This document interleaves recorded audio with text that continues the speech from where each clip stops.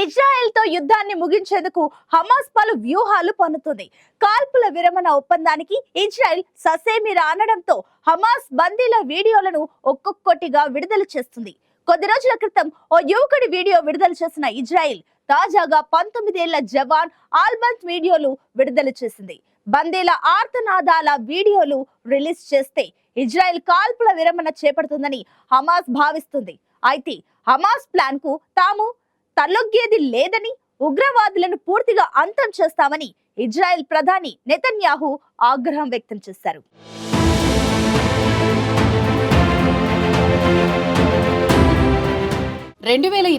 October 7న Hamas ఉగ్రవాదులు ఇజ్రాయెల్పై దాడి చేసి 1200 మందిని పొట్టన పెట్టుకున్నారు. అంతేకాక మరో 250 మందిని బందీలుగా తీసుకువెళ్లారు. అప్పటి నుంచి ఇజ్రాయెల్ హమాస్ మధ్య యుద్ధం మొదలైంది. గాజాపై ఇజ్రాయెల్ క్షిపణులు, డ్రోన్లతో విరుచుకుపడుతోంది. మధ్యలో బందీల విడుదల ఒప్పందం జరగడంతో హమాస్ కొంతమందిని విడుదల చేయగా మరికొంతమందిని హతమార్చింది. అయితే హమాస్ అంతమే తమ లక్ష్యమని, బందీలను సురక్షితంగా వెనక్కి రప్పిస్తామని ఇజ్రాయెల్ స్పష్టం చేసింది. అయితే కాల్పుల విరమణ తర్వాతే బందీలను విడుదల చేస్తామని హమాస్ వాదిస్తోంది. తాజాగా హమాస్ ఓ వీడియోను విడుదల చేసింది. తమ వద్ద బందీగా ఉన్న ఇజ్రాయెల్ యువ మహిళా జవాను లిరీ అల్బాగ్ వీడియోను హమాస్ విడుదల చేసింది. 3.5 నిమిషాల వ్యవధి గల వీడియోలో అల్బాగ్ తన గోడు వెళ్లబోసుకుంది. 450 రోజులుగా తాను బందీగా ఉన్నానని, ఇజ్రాయెల్ ప్రభుత్వం తనను మరిచిపోయిందని తెలిపింది.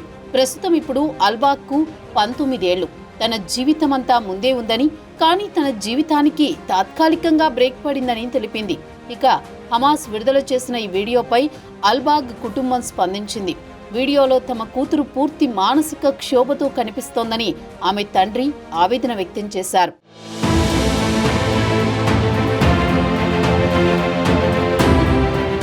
అల్బాగ్ విడుదల కోసం పీఎం నెతన్యాహు చర్యలు తీసుకోవాలని ఆమె కుటుంబ సభ్యులు విజ్ఞప్తి చేశారు.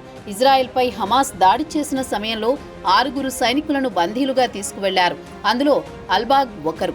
250 మంది బందీల్లో కొంతమందిని విడుదల చేయగా మరికొంతమందిని హత్య చేయడంతో ప్రస్తుతం వారి దగ్గర 95 నుంచి 100 మంది వరకు బందీలు ఉన్నట్లు అంచనా వేస్తున్నారు. అయితే హమాస్ ను పూర్తిగా అంతం చేసే దిశగా దాడులు చేస్తున్న ఇజ్రాయెల్ ఇప్పటికే ఆ సంస్థ అగ్రనేతలను హతమార్చింది.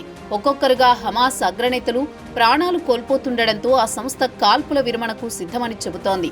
అయితే బందీలను విడుదల చేస్తేనే యుద్ధాన్ని ముగిస్తామని ఇజ్రాయెల్ చెబుతోంది. ఈ నేపథ్యంలో హమాస్ బందీల వీడియోలు విడుదల చేస్తూ ఇజ్రాయెల్పై ఒత్తిడి పెంచే ప్రయత్నం చేస్తోంది. కొద్ది రోజుల క్రితం ఓ యువకుడి వీడియోను కూడా హమాస్ విడుదల చేసింది. దీనిపై ఇజ్రాయెల్ ప్రధాని ఆగ్రహం వ్యక్తం చేశారు. హమాస్ వ్యూహాలకు తాము లొంగబోమని, ఉగ్రవాదులను అంతం చేసేదాకా వదలమని స్పష్టం చేశారు. అయితే హమాస్, ఇజ్రాయెల్ మధ్య కాల్పుల విరమణ కోసం పలు దేశాలు తీవ్రంగా ప్రయత్నిస్తున్నాయి.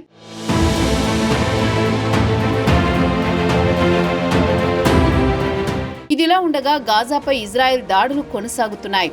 హమాస్ నేతల ఏరివేతే లక్ష్యంగా ఇజ్రాయెల్ దాడులు చేస్తోంది. తాజాగా పోలీస్ చీఫ్ టార్గెట్గా జరిగిన దాడుల్లో కీలక నేత సహా 68 మంది మృతి చెందారు. ఈ మేరకు వైమానిక దాడులను ఇజ్రాయెల్ సైతం ధృవీకరించింది. గాజాలో తాజాగా ఇజ్రాయెల్ జరిపిన దాడుల్లో 70 మంది మృత్యువాత పడ్డారు.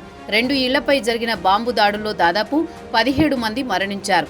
తెల్లవారుజామున 2 గంటల సమయంలో ఇజ్రాయెల్ ఒక్కసారిగా బాంబుల వర్షం కురిపించింది.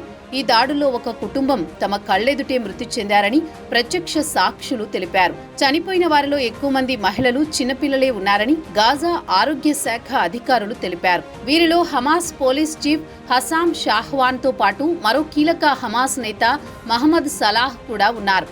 షాహ్వాన్ లక్ష్యంగా తాము దాడి చేసినట్లు ఇజ్రాయెల్ ధృవీకరించింది. పోలీస్ చీఫ్ హసామ్ మృతితో హమాస్ కు కోలుకోలేని ఎదురుదెబ్బకు తగిలింది. ప్రస్తుతం హమాస్ లో ఆయన కీలక నేతగా ఉన్నారు. ఇజ్రాయెల్ పౌరులు ఆశ్రయం పొందుతున్న అల్ మవాసి జిల్లాను మానవతా జోన్గా ప్రకటించినప్పటికీ ఇజ్రాయెల్ దళాలు దాడులు చేశాయి. ఈ కారణంగానే భారీ సంఖ్యలో మరణాలు చోటు చేసుకుంటున్నాయి. ఇక ఇజ్రాయెల్ యుద్ధంలో ఇప్పటివరకు 45,500 మంది పైగా పాలస్తీనియన్లు మరణించారు. గాజాలోని 2.3 మిలియన్ల మంది ప్రజలు సిటీని విడిచి వెళ్లిపోయారు.